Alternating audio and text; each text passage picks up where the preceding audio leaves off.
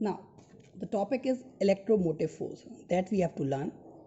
इसको लर्न करने के लिए हमने प्रीवियस वीडियो देखा, दैट इज सेल का. अब इलेक्ट्रोमोटिव फोर्स क्या है? तो potential difference between two electrodes of cell when cell is in open circuit or when no current is passed from the cell or when cell is not connected to any circuit.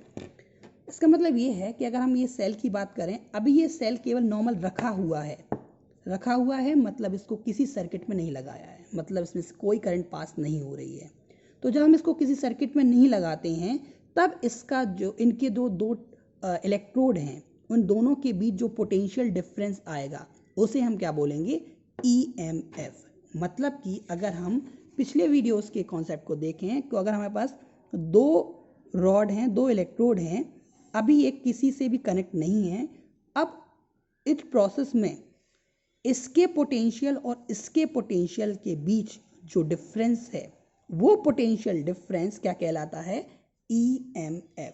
याद रखिए अभी circuit connect नहीं है, लेकिन जब current pass होना चालू हो जाएगी तो किसी रजिस्टर के अक्रॉस जो वोल्टेज डिफरेंस होगा उसे हम बोलेंगे potential difference, plus current pass होने के टाइम इन सेल के टर्मिनल के बीच जो पोटेंशियल डिफरेंस होगा उसे हम बोलेंगे टर्मिनल पोटेंशियल. तो EMF क्या होता है ये आपको समझ में आ गया होगा. अब देखते हैं EMF क्या होता है, इसकी प्रॉपर्टीज क्या होती हैं.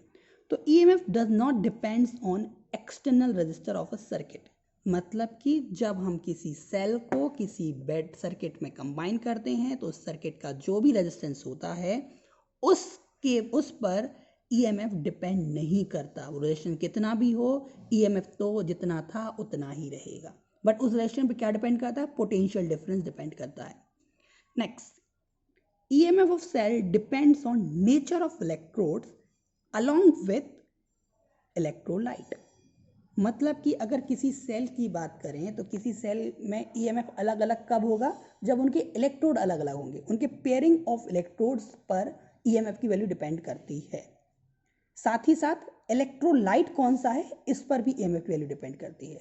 तो मतलब अगर हम बात करें किसी एक पर्टिकुलर सेल के लिए, जैसे हमने अभी देखे voltaic cell, Leclanche cell, Daniel cell, इनमें हमने पेयर ऑफ इलेक्ट्रोड फिक्स रखे हुए हैं और साथ ही साथ हमने इनमें इलेक्ट्रोलाइट भी फिक्स रखा हुआ है. तो इस केस में सभी केस में हर एक पर्टिकुलर सेल के लिए EMF फिक्स होगा. बट अगर आप बोलें कि सर अगर हम उन्हीं इलेक्ट्रोड और इलेक्ट्रोलाइट के साथ अगर उनके साथ छेड़छाड़ करें, छेड़छाड़ मतलब कि अगर हम उनके इलेक्ट्रोड का डिस्टेंस बढ़ा दें या घटा दें या इलेक्ट्रोलाइट का कंसंट्रेशन बढ़ा दें या घटा दें, तो क्या इस पूरे सिस्टम का EMF चेंज हो जाएगा? तो आंसर है नहीं. मतलब कि EMF of cell depends on nature of electrode and electrolyte, but it does not depends on size, shape and the distance between electrode, and EMF does not depends on the concentration of electrolyte. ये point आपको बहुत ध्यान से रखना है, ठीक है.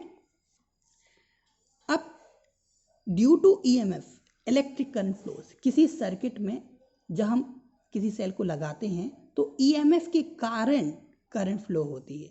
But जब हम बात करते हैं किसी एक्सटर्नल रेजिस्टेंस के अक्रॉस पोटेंशियल डिफरेंस, तो वो क्यों कब होता है? जब उसमें करंट फ्लो होती है.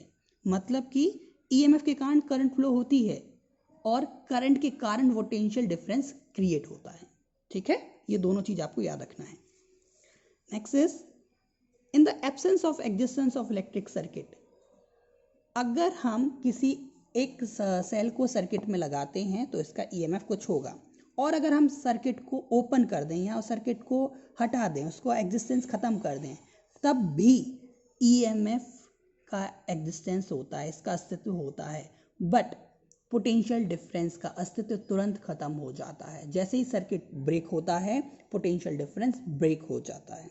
Okay, next, EMF of circuit is always greater than potential difference. अगर हम बात करें दोनों की कि पोटेंशियल डिफरेंस ज़्यादा होगा या EMF, तो हमेशा और हमेशा EMF पोटेंशियल डिफरेंस से ज़्यादा होगा. ठीक है. नाउ EMF को हम किससे प्रेजेंट करते हैं? कैपिटल E से. इसकी यूनिट कितनी होती है, वही होती है जो पोटेंशियल डिफरेंस की होती है, दैट इज मीन वोल्ट या जूल पर कूलम। और इसका जो सिंबल होता है वो क्या होता है सेल का, that is plus and minus. अगर बैटरी होती है तो और ज़्यादा हो जाते हैं। So that was the EMF।